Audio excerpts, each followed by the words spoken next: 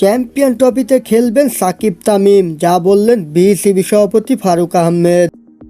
গত 15 মাস ধরে জাতীয় দলের জার্সি গায়ে জড়ানো হয়নি তামিম ইকবালের। 2023 সালের অক্টোবরে জাতীয় দলের হয়ে সর্বশেষ খেলছিলেন সাবেক টাইগার অধিনায়ক। একইভাবে বাংলাদেশের সাবেক অধিনায়ক সাকিবও কয়েক মাস ধরে জাতীয় দলের বাইরে আছেন। তবে পুরোনায় তাদের জাতীয় দলে ফেরা নিয়ে বেশ আলোচনা চলছে। গত সেপ্টেম্বরে টেস্ট ও টি-20 থেকে অবসরে ঘোষণা দেন সাকিব আল হাসান।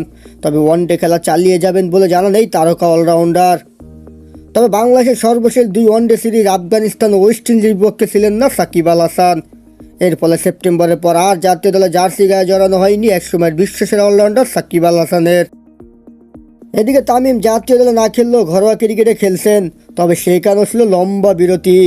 চলতি বছর ঢাকা প্রিমিয়ার লিগ ডিপিএল এর পর চলমান ন্যাশনাল ক্রিকেট লিগ এনসিএল টি-20 দিয়ে দীর্ঘ 7 মাস পর মাঠে ফিরেন টাইগার এই ওপেনার।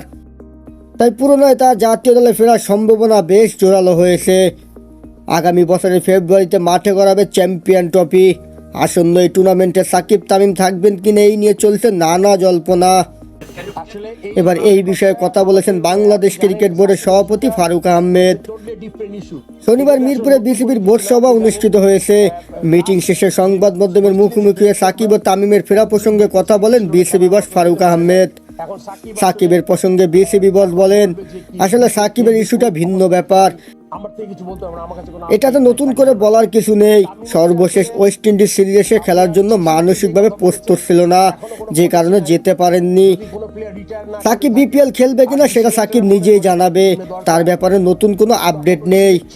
অন্যদিকে তামিম প্রসঙ্গে গণমাধ্যমে বিসিবি বস বলেন, তামিমের ব্যাপারে প্রধান নির্বাচক যে কথা বলেছেন সেই প্রক্রিয়াতেই আছি। যদি কোনো খেলার অবসর না নিয়ে থাকে আর যদি নির্বাচকরা যদি মনে করে তাকে দরকার, তখন তারা চাইলেই দলে যুক্ত করতে পারবে। এটা নির্বাচকদের উপর নির্ভর করছে। এছাড়া বিসিবি বস আরও বলেন, আমি আগেও বলেছি, যদি কোনো খেলার অবসর না নিয়ে থাকে সে দলের জন্য অবশ্যই অ্যাভেলেবেল। চলতি মাসের শেষে মাঠে গড়াবে বিপিএল, যা চলবে ফেব্রুয়ারি পর্যন্ত।